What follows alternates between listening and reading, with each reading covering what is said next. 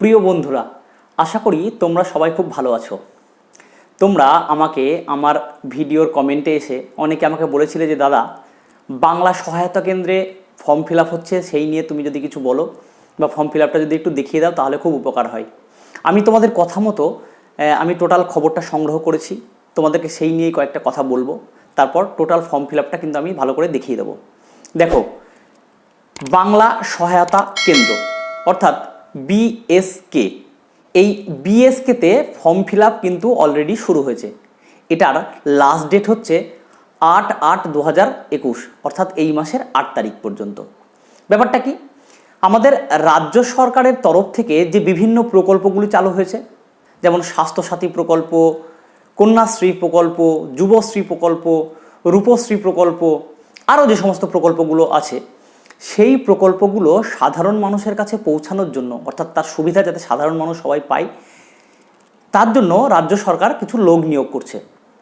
এটা যদিও তোমাদের পার্মানেন্ট জব না, অর্থাৎ সম্পূর্ণরূপে রাজ্য সরকারের চাকরি না, তা সত্ত্বেও কিন্তু এটা একটা চাকরি যেটা রাজ্য সরকার কন্ট্রাক্ট বেসিসে নেবে, এবং কতদিন কি রাখবে সেটা সরকারের ব্যাপার। যদিও পরবর্তীকালে এখান থেকে চাকরিটা পার্মানেন্ট হলেও হতে পারে। রাজ্য সরকার কিন্তু ঘোষণা করেছে যে প্রত্যেকটা ব্লকে বাংলা সহায়ক মানুষদেরকে নিয়োগ করা হবে, এবং তার জন্য 13,000 টাকা পর্যন্ত স্যালারি কিন্তু ঘোষণা করা হয়েছে। আর এই ডেটা এন্ট্রি অপারেটর নিয়োগের জন্য ওয়েবেল সংস্থাকে দায়িত্ব দেওয়া হয়েছে। তোমরা জানো, এই ওয়েবেল সংস্থা এমন একটি সংস্থা যে সংস্থার মাধ্যমে কেন্দ্রীয় সরকার, রাজ্য সরকার বিভিন্ন কর্মী নিয়োগ করে থাকে। এই ওয়েবেল সংস্থা থেকেই কিন্তু ফর্মটা ছাড়া হয়েছে। অনলাইনে সম্পূর্ণ তোমরা ফিল আপ করবে, ফিল আপ করার পর এটা ওখানেই সাবমিট করবে। কী বৃত্তান্ত সেটা আমি নিয়ে আসছি, চলো আমরা দেখে নিই টোটাল ফর্ম ফিল আপের প্রসেসটা। তার আগে দেখে নেব আর কি এলিজিবিলিটি ক্রাইটেরিয়া লাগছে, আর কি কি জিনিসপত্র লাগছে। চলো স্ক্রিনের দিকে একটু তাকাও। এলিজিবিলিটি ক্রাইটেরিয়াতে প্রথমেই বলা হয়েছে যে তোমাকে অবশ্যই একজন ভারতীয় নাগরিক কিন্তু হতে হবে। তারপর কি বলা হয়েছে, তারপর বলা হয়েছে যে তোমাকে মিনিমাম কিন্তু হায়ার সেকেন্ডারি পাস হতে হবে।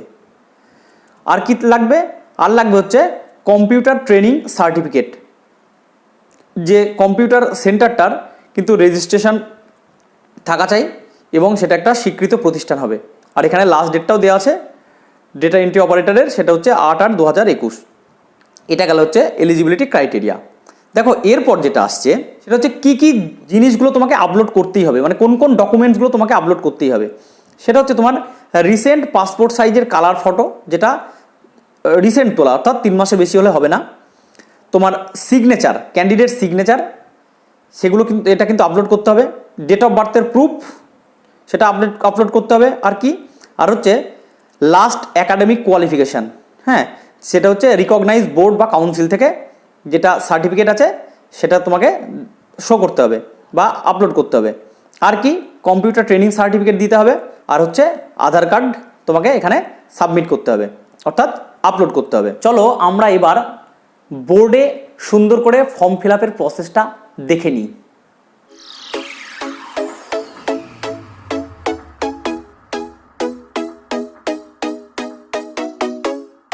আমি এখন আছি, দেখো কোথায়, সেটা হচ্ছে একটা লিঙ্কে আছি, কি www.oebeltechnology.com।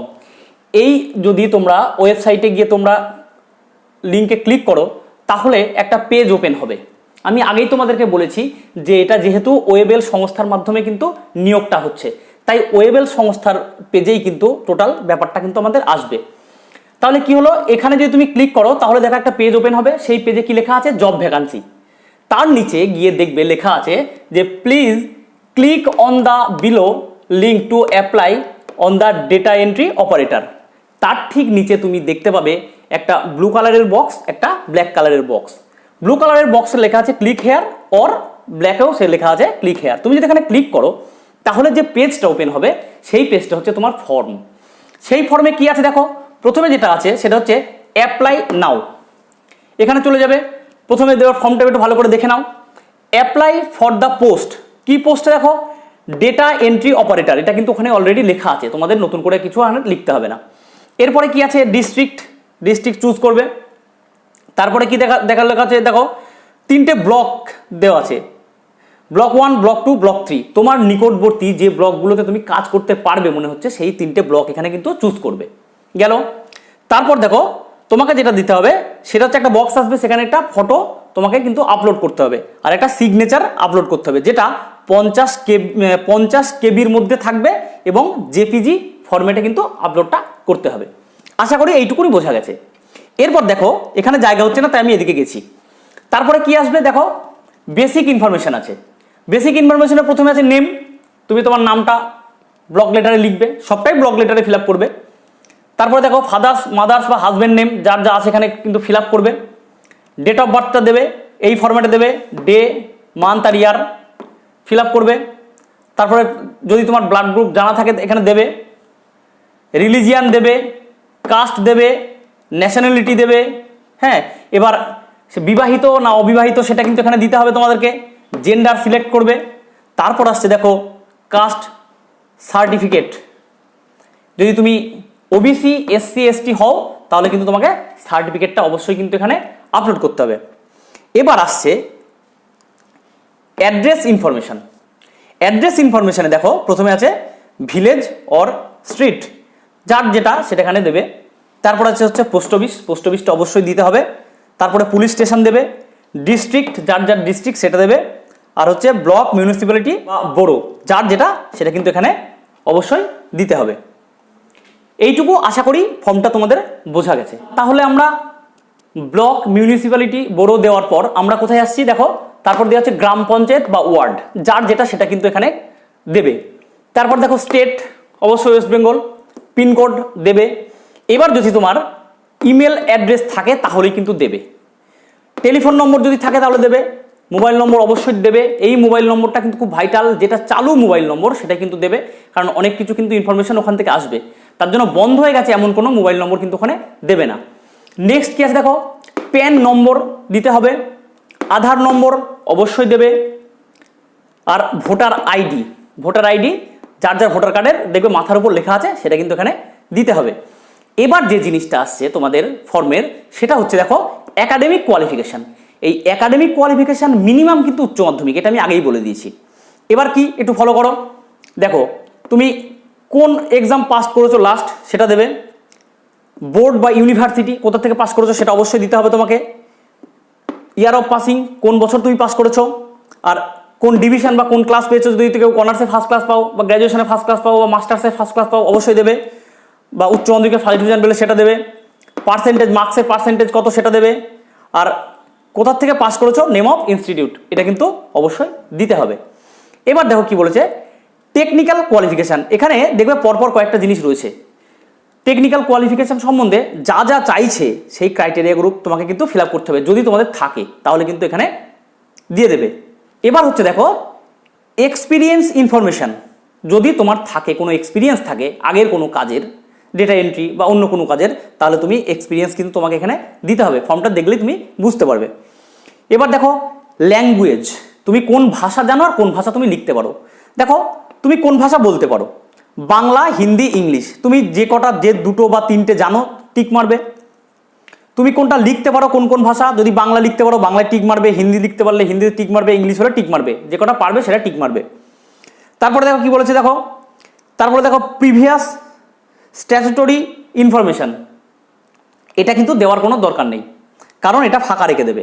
এটা হচ্ছে যদি আগে কেউ কোনো কেসের সঙ্গে যুক্ত বা কোনো দণ্ডনীয় অপরাধ করে থাকে সেই সম্পর্কিত বিধি, এখানে এটা দেওয়ার দরকার নেই তোমাদের। তারপর কি বলেছে দেখো আপলোড ডকুমেন্ট, এটা ভেরি ভাইটাল, কোন কোন ডকুমেন্টগুলো আপলোড করতে হবে। ওখানে কিন্তু প্রত্যেকটা বক্স আসবে, ওই বক্সে কিন্তু তোমাদের ডকুমেন্টগুলো আপলোড করতে হবে। প্রথমে কি দেখো ডেট অফ বার্থ, তার প্রমাণ হিসাবে তুমি অ্যাডমিট কার্ড দিতে পারো মাধ্যমিকের। আচ্ছা, লাস্ট একাডেমিক কোয়ালিফিকেশান, সেই লাস্ট একাডেমিক কোয়ালিফিকেশানের সার্টিফিকেট বা মার্কশিট দিয়ে দেবে। আর কম্পিউটার ট্রেনিং সার্টিফিকেট, যেখান থেকে তুমি কম্পিউটারের কোর্সটা করে এসছো, 6 মাসের কোনো কোর্স বা তার বেশি সময়ের জন্য যে কোর্সটা করে এসছো সেই কোর্সের সার্টিফিকেটটা এখানে কিন্তু তোমাকে আপলোড করতে হবে। তারপর কি দেখো আধার কার্ড, আধার কার্ড অবশ্যই দিতে হবে। তারপর ভোটার কার্ড, সেটাও তোমাকে আপলোড করতে হবে। আর এক্সপিরিয়েন্স সার্টিফিকেট যদি থাকে সেটা অবশ্যই আপলোড করবে। এই করার পর কিছুটা স্ক্রল করে নিচের দিকে নামবে, নেমে একটা বক্স পাবে ডিক্লারেশন, ওখানে টিক মারবে, মানে তুমি টোটাল জিনিসটা তুমি স্বইচ্ছায় ফিল আপ করেছো, এটা দিয়ে বোঝালো, টিক মারবে। টিক মারার পর কি করতে হবে, একটু নিচের দিকে গিয়ে তুমি জিনিসটাকে সাবমিট করবে। এই টোটাল প্রসেসটা গেল। সাবমিট হয়ে যাওয়ার পর তুমি একটা অ্যাকনলেজমেন্ট স্লিপ পাবে, ওই স্লিপটা কিন্তু নিজের কাছে রেখে দেবে, অবশ্যই ওটা পরে কাজে লাগবে। এই প্রসেসটা হওয়ার পর তোমাকে ওয়েবেল কোম্পানির থেকে তোমার কাছে লেটার আসবে বা মেল করবে বা SMS আসবে বা ফোন করে নেবে। ওরা তারপর তোমাকে কি করবে, ডেকে নেবে, ডেকে নিয়ে ইন্টারভিউ হবে। সেই ইন্টারভিউ প্রসেসের মাধ্যমে তোমরা নিয়োগটা কিন্তু পাবে। এই যে চাকরিটার কথা বললাম, এটা কিন্তু পার্মানেন্ট জব না, এটা কন্ট্রাকচুয়াল জব। এটার স্যালারি কিন্তু 13,000 বলেই ঘোষণা করা হয়েছে। পরবর্তীকালে তোমরা আরও ডিটেলসে জানবে। এর লাস্ট ডেট কিন্তু 8 তারিখ। খুব তাড়াতাড়ি ফিল আপ করে দাও যাদের চাকরির একান্ত দরকার। আমাদের সঙ্গে থাকো, চ্যানেলটা অবশ্যই সাবস্ক্রাইব করে দাও, বেশি বেশি করে লাইক শেয়ার করে দাও। আরও নতুন নতুন খবর নিয়ে আমি তোমাদের সামনে উপস্থিত হব।